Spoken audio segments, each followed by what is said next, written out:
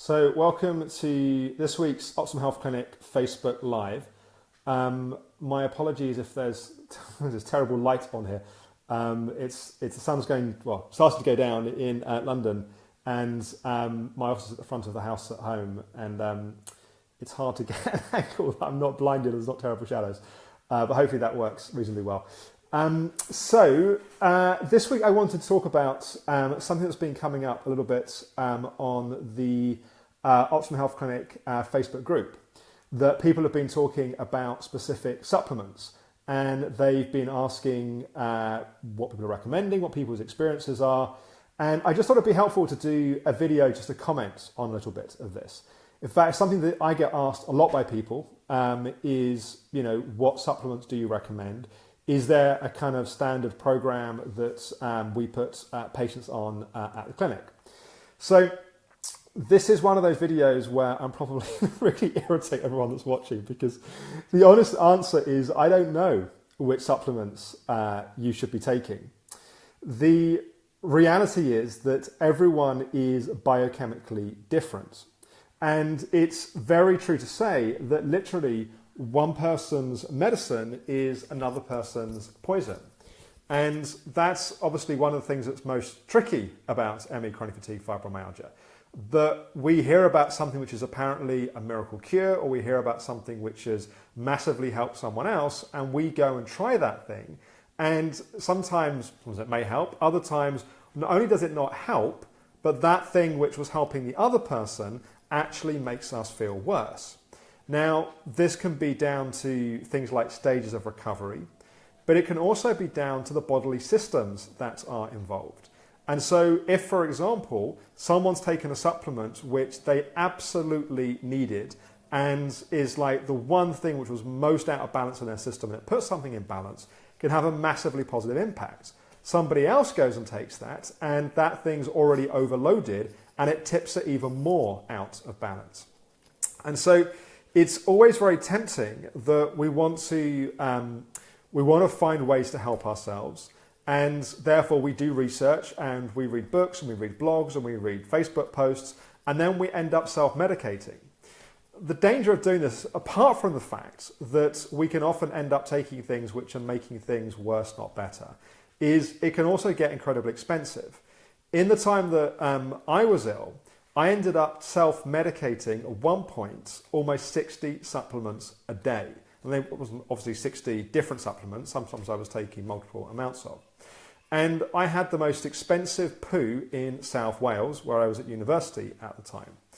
And it's fairly common that someone comes to the Optimum Health Clinic with a whole list of supplements they're taking. And we then discover that actually they don't need to be taking a lot of those things. And the irony is people end up saving money, even though they're paying for a consultation, by removing things they're taking that aren't necessarily helping. And the problem is, because of the complexity of ME, chronic fatigue fibromyalgia, we often don't immediately know if we start something new, if it's helping us or not.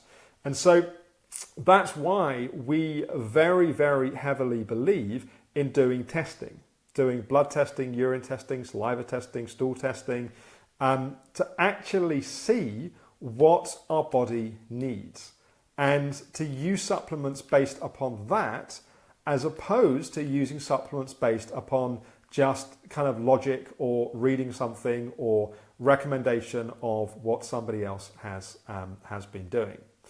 And we also have a very specific way of introducing supplements, which also can often be important when it comes to coming off supplements as well. So people with ME, chronic fatigue fibromyalgia, often have this tendency towards the achiever pattern, for example. So someone gets put on a nutrition program, and the next day they start wanting to take everything that's been recommended at the dose that's been recommended. And often what that can do is can be a big shock to the body. If we have tendencies towards intolerances, it can provoke those. If we have if we're going to go into any kind of detox process, that it actively stimulates that, and it's too hard and too fast. So we recommend to start with very small amounts, to introduce every third day, and then when that's okay, every other day, then every day, then increase dose every third day, second day. And that, the process of that plan will vary based upon the supplement and your history with supplements. But it's something to be done carefully. And it's something to be done understanding what it is your body needs, how your body responds, and how to work with that in the most helpful, supportive way. Same thing true with removing supplements, rather than just stopping taking something overnight, especially some of the stronger, more, for example, adrenal-based supplements, to gradually start to phase those things out. So this is why when people will say to me, what supplement should I be taking? My answer is often, you're probably already taking stuff you don't need to be taking, but don't just stop taking it. Let's find out. That it's much more cost effective to work with someone who can help you identify what you need.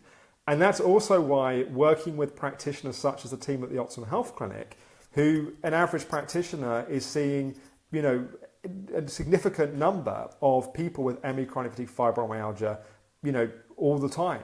You know, our practitioners working full time with us, you know, normally, or at least 4 days a week normally. And what that means is day in, day out, they're working with people with this group of illnesses.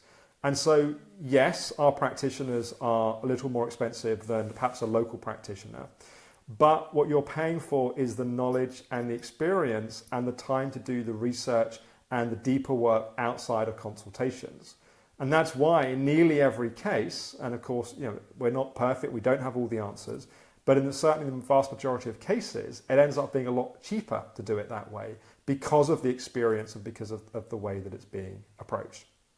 So I appreciate this is probably not, it probably feels like one of those videos where the title of the video sounds like, oh my God, this is going to be great. Alex is going to give me this kind of bullet point answers.